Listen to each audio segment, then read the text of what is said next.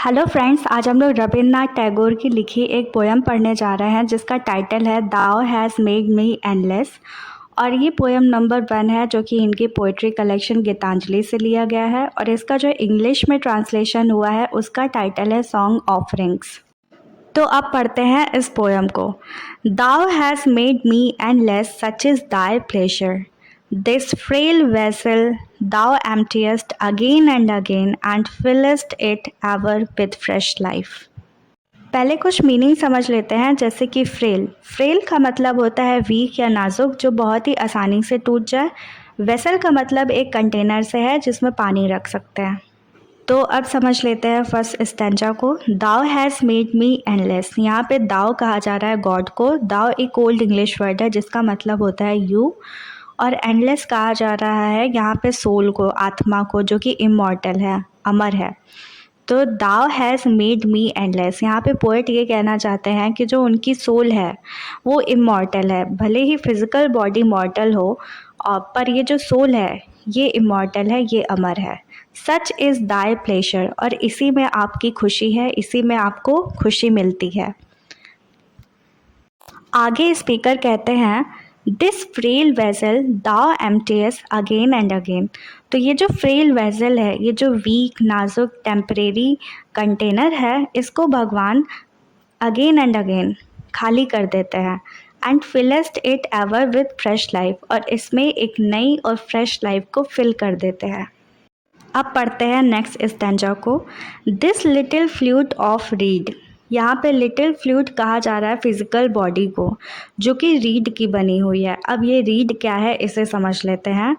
गांव से जुड़े लोगों को बहुत आसानी से समझ में आ जाएगा। एक नरकुल पेड़ होता है जिससे बांसुरी बनती है, और ये जो नरकुल पेड़ होता है ये बड़े तालाब या बड़े जंगल में होता है। तो अगर आप गांव से जुड़े हैं या आपको पता है तो प्लीज़ कमेंट करिएगा कि आपको ये पता है कि नहीं। तो ये जो बांसुरी है वो रीड की बनी हुई है, तो इसे फिज़िकल बॉडी कहा जा रहा है जो कि बहुत ही नाजुक है।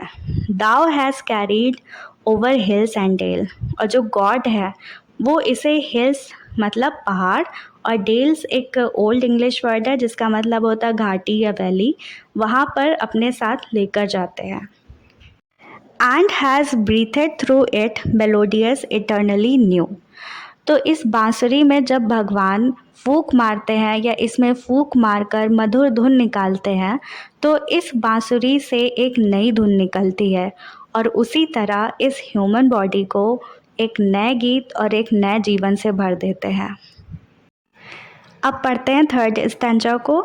At the immortal touch of thy hands My little heart loses its limit in joy and give birth to utterance ineffable।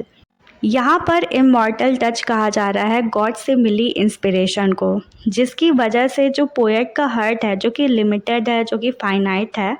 कहने का मतलब जो ह्यूमन हार्ट है उसकी कुछ लिमिटेशंस होती हैं, पर जैसे ही डिवाइन इंस्पिरेशन मिलती है, ये ह्यूमन हार्ट एक इनफाइनाइट जॉय को महसूस करता है, एक आनंद को महसूस करता है, और वो अपने शब्दों के माध्यम से, गीतों के माध्यम से कुछ ऐसा कहता है, कुछ ऐसा व्यक्त करता है जो कि कॉमन पीपल के लिए कह पाना पॉसिबल नहीं है। तो ये जो पोयम है, ये जो सॉन्ग है दाओ has made me endless, this song is a deep emotion और a feeling of poet which poet can be able to express in words only through divine inspiration. आगे पोएट कहते हैं thy infinite gift come to me only on these very small hand of mine. Ages pass and still thou pourest and still there is room to fill. यहाँ पे infinite gift का मतलब है God की अनगिनत blessing या divine inspiration से। Small hands का मतलब है ह्यूमन लिमिटेशन से, इस फिज़िकल बॉडी की लिमिटेशन से।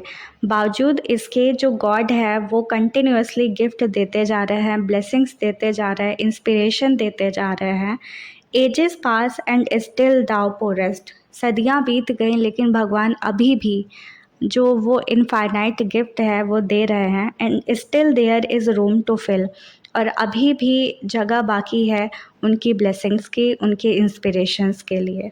कहने का मतलब ये है कि ये जो सोल है ये इमॉर्टल है, पर जो ह्यूमन बॉडी है वो मॉर्टल है, जिसे इस पोयम में फ्रेल वेसल कहा गया है। और ये जो फ्रेल वेसल है ये टेम्परेरी है, ये वीक है, और इसे भगवान बार बार एम्प्टी करते हैं ताकि इसमें फ्रेश और न्यू लाइफ भर सके और अपने इनफाइनाइट गिफ्ट और ब्लेसिंग्स दे सके। आई होप ये वीडियो आप लोग को अच्छे से समझ में आ गई होगी। If you are going to give your exam after watching this video, I will like to wish you a good luck.